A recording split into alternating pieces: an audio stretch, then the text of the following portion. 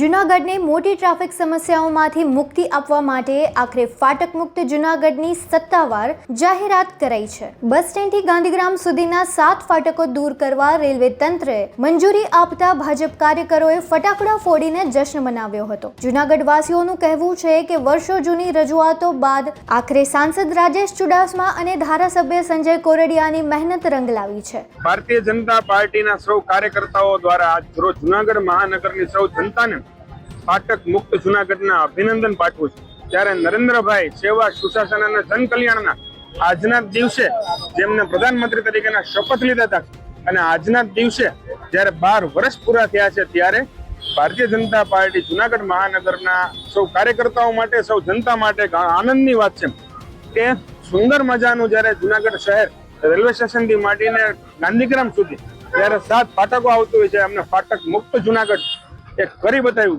આ પ્રોજેક્ટ હેઠળ ગ્રોફેડ ખાતે નવું રેલવે સ્ટેશન બનશે અને મનપા દ્વારા કનેક્ટિવિટી માટે ખાસ ઈ-બસ સેવા પણ શરૂ કરાશે। બીજી તરફ કોંગ્રેસ શાસક પક્ષની આ આતિશબાજીને સરેઆમ ચૂંટણી સ્ટન્ટ ગણાવ્યો છે। કોંગ્રેસનો આરોપ છે કે જેઓ ગામના બિસ્માર રસ્તાઓ રિપેર નથી કરી શકતા તેઓ ચૂંટણી આવતા જ જનતાને લોલીપોપ આપી રહ્યા છે। આજે આપણે જોઈએ કે જ્યારે બીજેપીના તમામ જે નેતાઓ છે એ 7 ફાટકો દૂર થયાની ઉજવણી કરી રહ્યા છે। સારી બાબત છે। જૂનાગઢમાંથી વર્ષોથી તમામ લોકોની માગણી છે કે જે ફાટકો છે એ દૂર થાય અને ઘણી બધી જે સમિતિઓ તેણે આંદોલન પણ કરેલા હતા, લોકોએ પણ આંદોલન કરેલા હતા, પરંતુ ક્યાંય ને ક્યાંય આપણે જોઈએ કે કેન્દ્રમાં, રાજ્યમાં અને જૂનાગઢમાં આપણે જોઈએ કે 2014થી સતત જે વિરોધ પક્ષ વગરની જે સરકાર હતી છતાં પણ આપણે જોઈએ કે ફાટકના જે મુદ્દાઓ છે એ દૂર નથી થયા। જ્યારે પણ ચૂંટણીઓ આવે છે ત્યારે માત્ર લોકોને આવા ભરમાવી અને આવા દિલાસા દેવામાં આવે છે કે જૂનાગઢ હવે ફાટક મુક્ત થઈ જશે, જૂનાગઢને મંજૂરી મળી ગઈ। આવું વર્ષોથી આપણે જોઈએ છીએ। માત્ર ખાલી જાહેરાતોથી કે દિલાસાઓથી થતું નથી।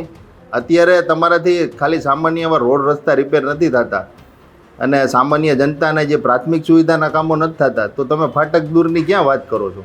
આ મંજૂરી રાજ્યસભામાં શક્તિસિંહ ગોહિલે કરેલી રજૂઆતોનું પરિણામ હોવાનો પણ દાવો કરાયો છે। જૂનાગઢ વાસીઓનું કહેવું છે કે જૂના સ્ટેશનનું કામ 2 વર્ષથી લટકેલું છે, ત્યારે આ નવો પ્રોજેક્ટ સાચે જ પૂરો થશે કે માત્ર કાગળ પર રહેશે એ તો સમય જ કહેશે। આખરે વર્ષો જૂની સમસ્યા ઉકેલાતા જૂનાગઢમાં ખુશીનો માહોલ છે। જોતા રહો ગુજરાત વંદન। ધન્યવાદ।